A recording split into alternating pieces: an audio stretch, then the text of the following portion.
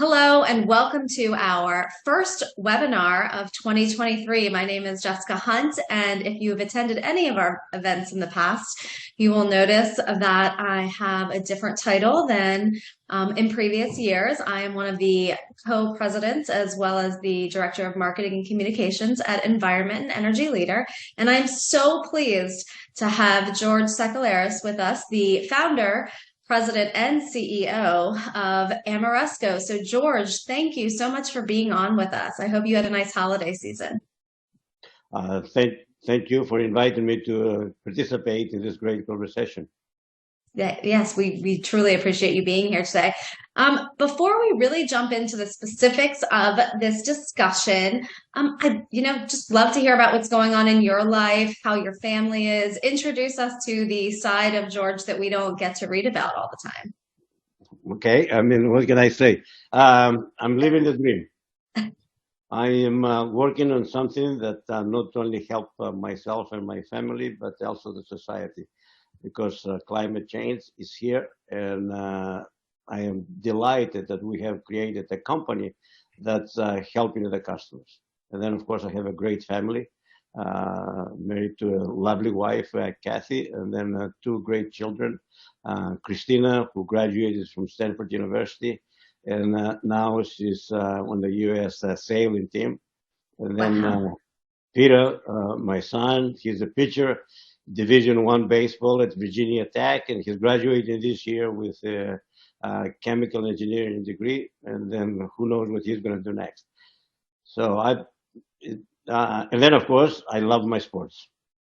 I do competitive sailing, as many people know, on the Maxi 72-foot Proteus. I love running, and I love tennis, and I love the outdoors. And these are great times. And I feel very good where we are. And I say I live the dream because I started in this business back in '79 when it wasn't fashionable to be in Nope. the business here in the renewables. And today, that's why I love to continue doing what I'm doing, because the environment has evolved and people realize that we need it and we got to do something about it. 100%. So I'm sure for you, it's been quite the journey to see, just in general, how the world is adopting a more clean energy, way of living and doing business. That is correct. And at the end of the day, I think we created this issue, the people, and ultimately the people combined with technologies and improvements will be able to solve it. And I think it can be solved. I could not agree with you more there. And I just wanted to say real quick, in case our audience was not aware, but Ameresco recently was named Best Place to Work, a large corporation, but from the Best in Business Awards. So congratulations to Ameresco and all of your employees. I know that creating a culture where employees are excited to come to work and excited about what they're doing is extremely important to you. Well, no question about it. Because at the end of the day, we are in the service business, and we are as good as our people.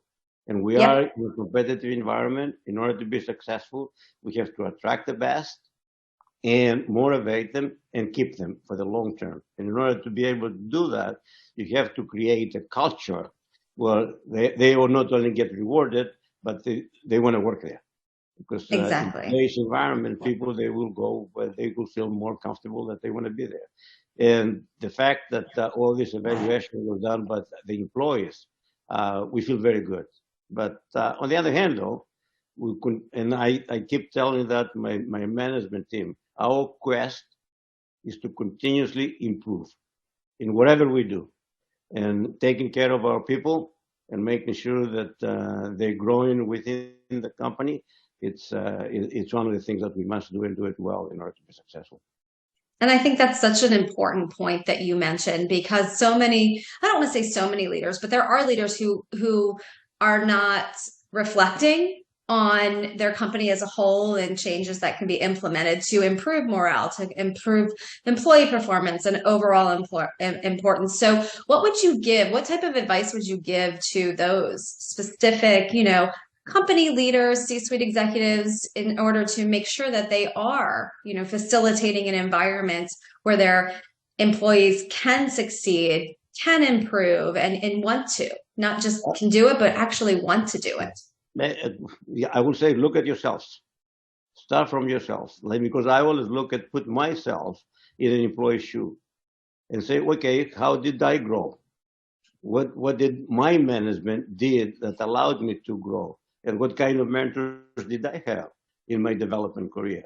So try to do the same thing. Put yourself in that particular employee's shoe, and then say, okay, what will take for that particular employee to grow and feel good at what they are doing and continuously growing their career paths and so on and so forth.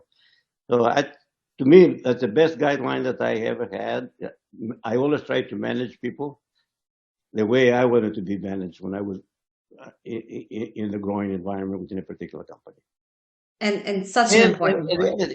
And listen to the employees today, because today's generation, they're considerably different than, let's say, 10 or 20 years ago, especially the millennials. And I will say this much. They are so bright coming out of college with little coaching and so on, and creating the right environment for them. It's tremendous opportunity that they can succeed.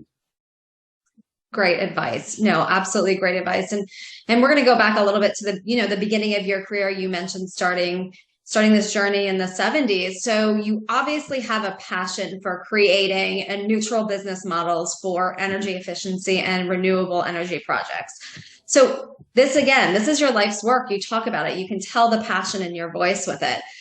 What specifically led you down this path, and what advice do you have for companies who are starting really kind of from ground zero at this point? Yeah, well, I was lucky being in the right place, the right time, back in 1979 with the oil crisis. And then I was doing long-range planning for New England Electric, which was one of the largest electric companies in New England. And I was asked whether it makes economic sense to promote conservation and renewables and avoid the need to build Seabrook number 2, otherwise new generation. And I proved to them that it was much more economic to promote and implement energy efficiency and reduce the demand and avoid the need of the new power plants. And after that, we developed that long-range strategy, saying that we're not going to be building any more power plants. The chief executive officer, Guy Nichols, says, George, okay, you've been dreaming long enough. Set up a company to promote conservation and implement the energy efficiency and so on. And I found my passion. I felt so comfortable doing it because you help the customers save energy 10 to 20 to 30%. It gets paid out of the savings. Otherwise, the infrastructure upgrades can happen through the savings. It's a win situation for them. They get new equipment. And I felt very comfortable, win-win situation. And then I said, and by the way, we're helping the environment. The best renewable resource is avoiding burning fossil fuels. So, and then after that, I found something that I really cared, and that's the advice that I will give all the young people when they start out in a company: find your passion. And with me, I found my passion, and I've been in it, and the industry's been very good to me. And the fact that I've been in it for so long, and it helps us recruit and retain some young talent. Yes, no. And I think that is such a good piece of advice, is that, young people or people of any, generation are pulled in so many different directions now. And it really is about, honing on what you're passionate about and how you can, implement that, not just in your personal life, but your professional life as well. And, how that can set you up on a very positive trajectory for the future. So I'm thankful that you mentioned those points. There. So let's get into our next question, which has to do with the maintaining in the renewable energy infrastructure. So what is the biggest driving factor in creating this infrastructure? Besides, political and economic barriers, which we are all aware of, what factors are hindering the rate at which companies are adopting more renewable sources of energy? Okay, let's start first. What's driving it? Yes. And the ESG issues are beginning to create some traction, and a lot of people, whether it's companies, presidents of universities, mayors, they're beginning to realize that climate change is an issue, and we got to do something about it.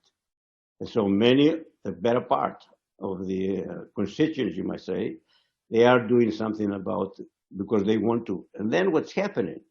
The economics, the technological advances that we had in the last few years, they have brought the cost down, so it makes some very good economic sense. So that is a driver.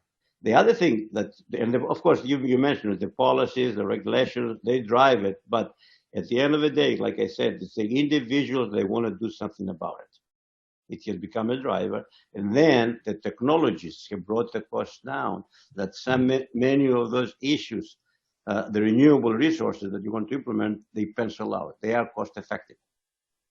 And now you have the other group that they are very reluctant to do anything because they're reluctant to change. And how are we going to get those people to implement those energy efficiency measures or the solar plants, the renewable assets that will get us to where we're going to get to net zero?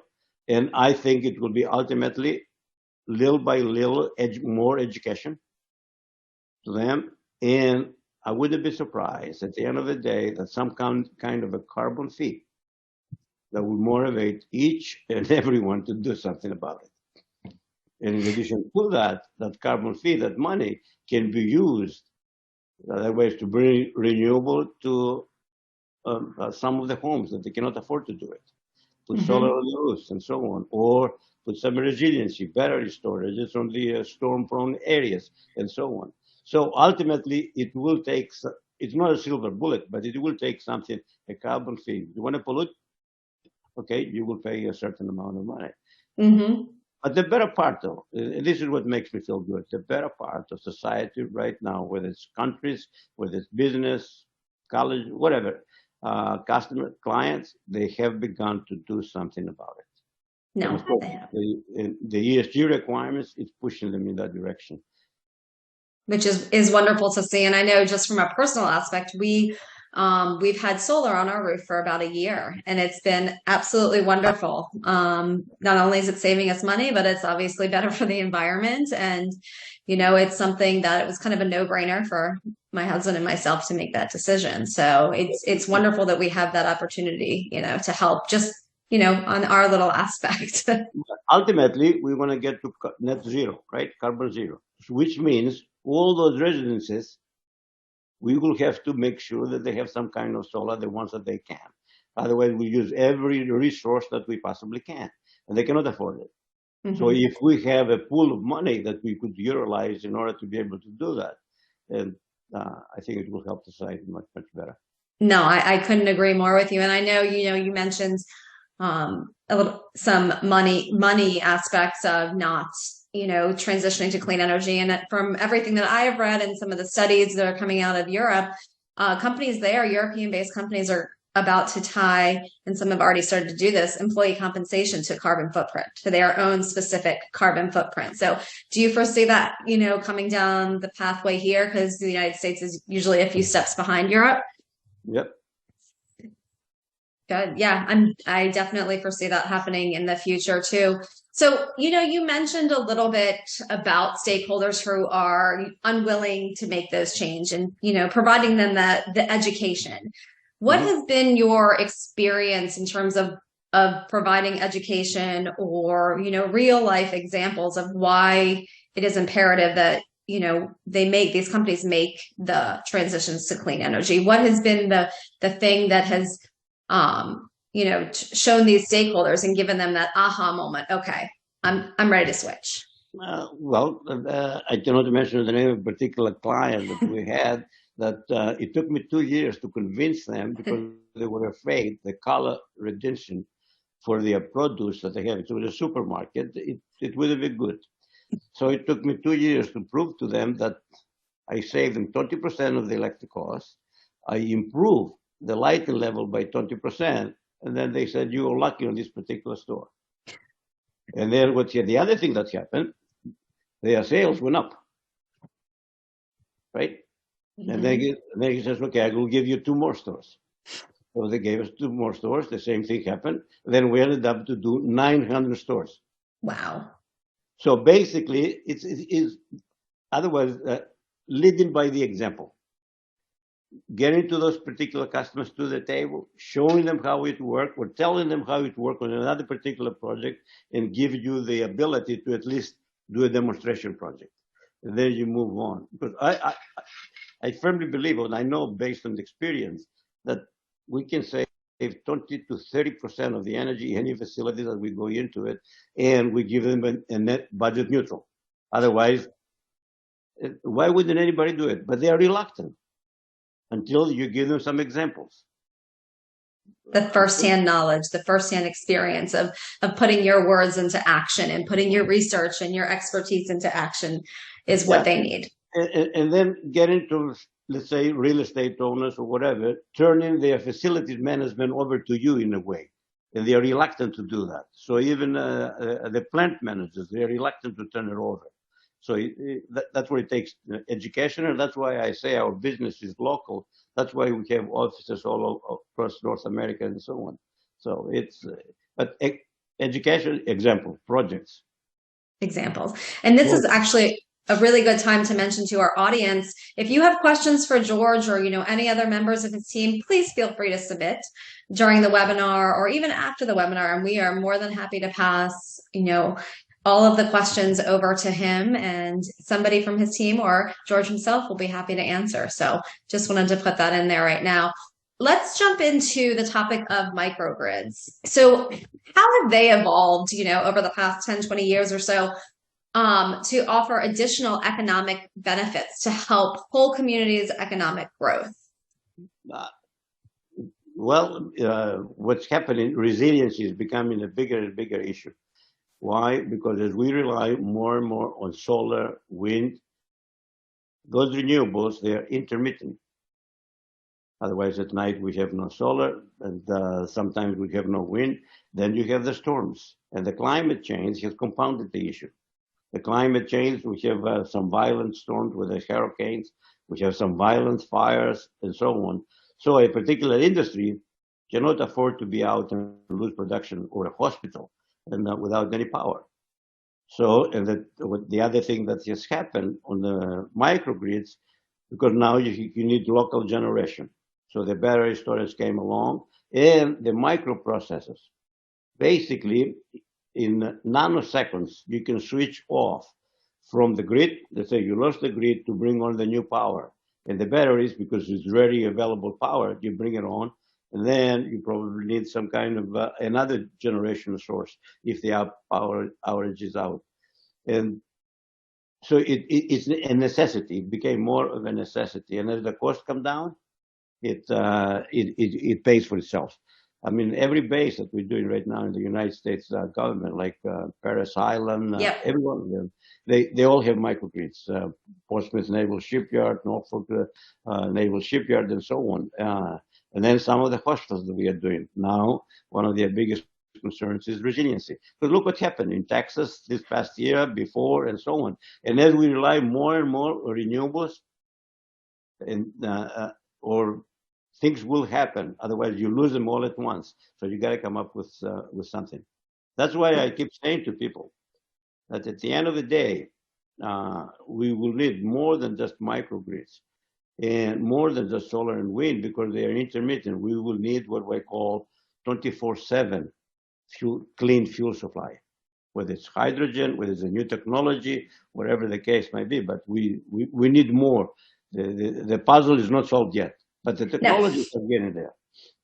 Yeah, technologies are getting there. Puzzle is not solved. So, you mentioned the clean energy and hydrogen. So where do you see the future in the next 10 years? Where is the main focus, if you can even pinpoint a main focus in the clean energy technologies in future? I think hydrogen is going to play a key role down the road. I wouldn't be surprised that we might see fusion come into the picture, and especially in small scale installations, because somehow, some way, biofuel will play a key role. Renewable natural gas is going to play a key role, because many people right now, they think that we will go total electric. it's essentially impossible. Yeah. Just think downtown New York, you will have to upgrade every electric distribution system. So, and 40% of the consumers, they use natural gas. Mm-hmm. So we need renewable natural gas, especially in the interim, until we find some other thing that maybe it's fusion or something else down the road. But until that happens, we need these clean fuels. Yep, we need a good mix of both. I can't imagine what it would cost to even change, the infrastructure in New York City to support 100% EV or electric. I Right. don't, yeah, just in general, don't see how that would really be possible in the interim at least. So Ameresco, as you mentioned earlier, is a global company. So what advice do you have for companies who are, looking to expand globally and are really in the initial stage of this of global increase in offices, or just their increase in overall expansion? Yeah, the same rules apply, going globally, that when we go from state to state, get to know their culture, get to know the market, and above all, get to know the customers and what they want, what they need. And in order to accomplish that, you need local talent. And that's why we started with small acquisitions, and then we help those companies grow, who provide the backup, the infrastructure, or the capital required, and so on. And you will see us continuing that particular strategy. Wherever we go, probably each and every country that we will go to, we will probably buy a small company and help them grow. Because Ameresco, basically the same concept that we grew Ameresco with. We have done 22 acquisitions, and that's what gave us the great footprint across the United States and Canada. So, and now, of course, we are very strong in UK. We are working on a couple of acquisitions in other parts of Europe, because you mentioned it earlier, Europe, especially what happened after Russia, it's tremendous opportunity, especially for renewable. No, definitely. Otherwise, another source of energy. Yeah, and it is wonderful that you really have set a blueprint in place, for companies, to follow, to start small, and then really focus in on the company that they're acquiring, and get to know the culture and the employees and what their needs are. What are their specific needs? Because obviously every state has different needs. Some of them are the same, but regions are going to have different needs, and as well as, different countries. So that's a really, important point, I think, for our audience to take away. Now, when you go into these other countries, obviously you have subject matter experts there dealing with, different regulations. Have there been any hiccups in terms of, the regulations going overseas, and, some things that are a little bit different than what you have to deal with here in the United States? No question about it. They're quite different, especially country, especially in Europe, and the cultures and so on and so forth. But you got to work around them. There are more challenges, and you probably need more legal or people that understand the regulations better. And you got to be careful, and it takes time to learn the environment. And the other thing that you have to do, all the acquisition, most of the people, the companies that we acquired, they're still with us. And this is, you want to accomplish the same thing in Europe or anywhere else we go, that you create a culture that those people will feel that this is the best place for them to work at, and keep them, and of course you grow from there. No, I think that you have laid such a positive, sense of community for not only Ameresco, but it's for other leaders to follow, who may be struggling internally with, how they can improve not just their internal relations, but how that can grow and move, outward as well. So, I really appreciate the fact that you are so transparent about what, you personally have done at Ameresco, and then, what your managers and, other executives, all the way down to, the vast amount of employees you have worldwide. So, what are some things, and this is not something that we necessarily talked about before, but what is some feedback that you've gotten from, from employees, and how have you implemented those, ideas or suggestions? The community, what you mentioned is probably what we try to do. We start with a small company, say like a extended family, and we try to maintain that all along. Uh, One of the things that we implemented that came from the employees back to us, better communication. And that's why right now, we have webinars just about every 3 months that I talk to just each and every employee. Early on, when the company was small, I will visit every office and talk to them. Now we can't, and then now we have implemented webinar or more education, especially as the new technologies evolve. I think last year we had something like 30, 40 technology webinars where people will sign up and somebody that knows a lot about a particular subject, let's say RNG, renewable natural gas, or hydrogen, wherever the case might be, and we try to educate the workforce. And then another part that they bring more open career paths, how we design the career paths and how we help them. And that's something that we are working on. So trying to listen to them and keep improving. Yeah, keep improving. Yeah, yeah, and I think that's so important too.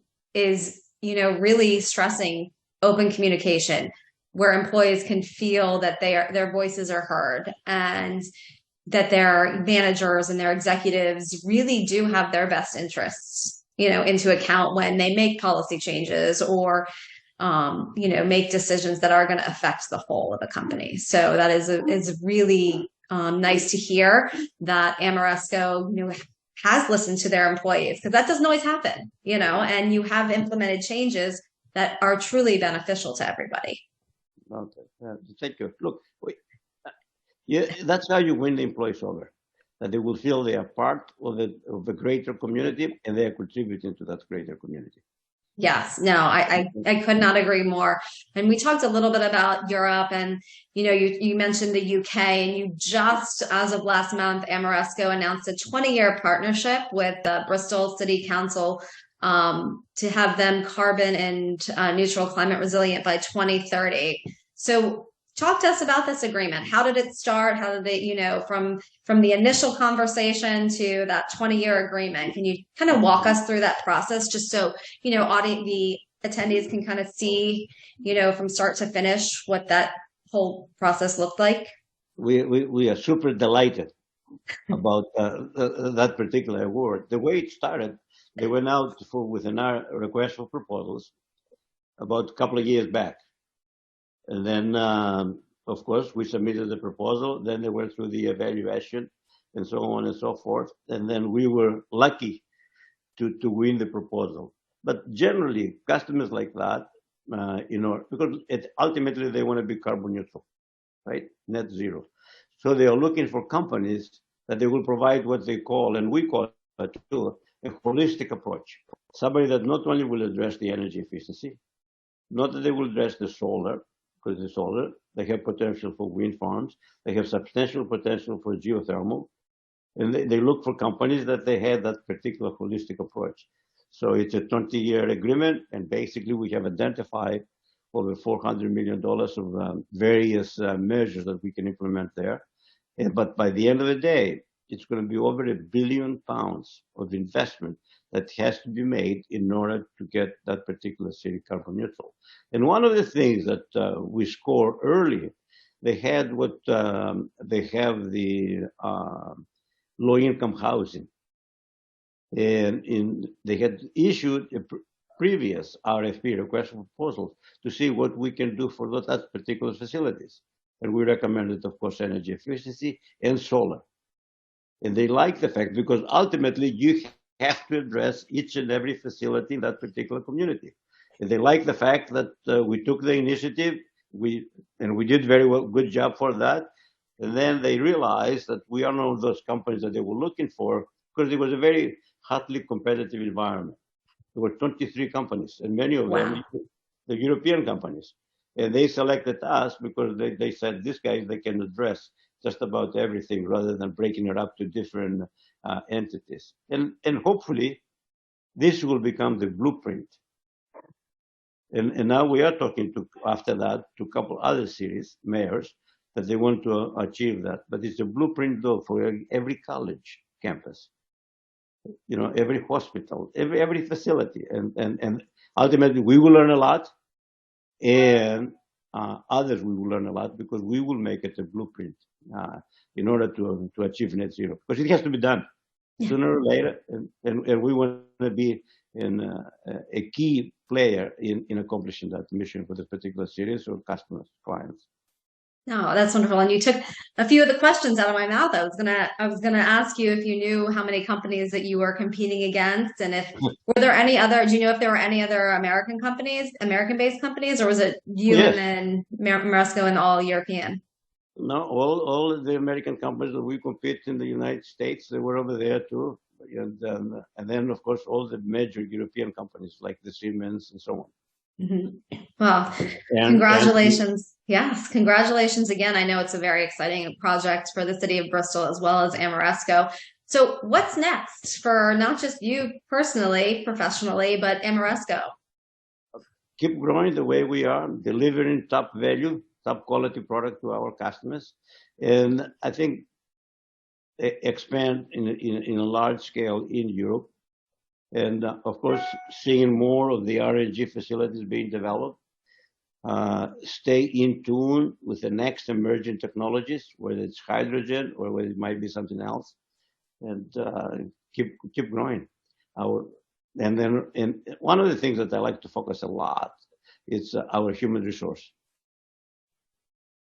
because especially with the Inflation Reduction Act, more competition will come to in this environment. And of course, there will be more competition for the employees. So you got to pay special attention to them, especially if you want to maintain a leadership position in this business. No, wonderful, absolutely wonderful. And then for you yourself, what do you have plans for for 2023?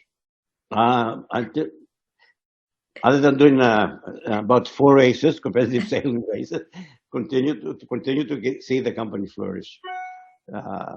And then of course the family get some great vacations and so on. But and then hopefully by 24, seeing Christina competing in the Olympics in France. So that would be wonderful. Well, maybe I will see you over there, because my cousin is an Olympic wrestler. Oh, so, excellent! Yeah, he won the gold in at Rio in wrestling. So. Oh, that's great. Yes, and silver in this past Olympics. So yeah, maybe I'll see you over there. Excellent. I've been looking forward to it then. Yeah. Yes, we are as well. Well, George, I do want to thank you for, taking the time to sit down with E&E Leader today, and I could not think of a better way to kick off 2023 than sitting down and having a conversation with you. So I do hope we get to speak again, throughout the year. We would love to have you back anytime that you're available. Thank you very much. I enjoyed the conversation, Jessica, and feel free anytime, because I think we need more and more. Part of the education is more articles being written, more discussions being made, because that's all part of the educational program. And the more people they see things, or other people talk about it, the more they would get aboard. I couldn't agree more. And at our Solution Summit last summer, our main theme was transparency, and being transparent and sharing information, and how that has changed over, the past 20 years or so, when companies didn't want to share information, and how that culture has really changed and shifted into a world of transparency, because ultimately we can help each other out. Exactly. And we have to. Yeah. Because we created this problem, we have to solve it. We have to solve it. And more heads together will help that. So Again, thank you. And thank you to the entire team at Ameresco. At this point, we're going to conclude the webinar. But again, if you have any questions for George or other members of Ameresco, please feel free to submit at any time. But as for now, we're going to sign off. So again, thank you, George, and thank you to the rest of your team. It's always a pleasure to work with the Ameresco family. Thank you, Jessica. Thank you.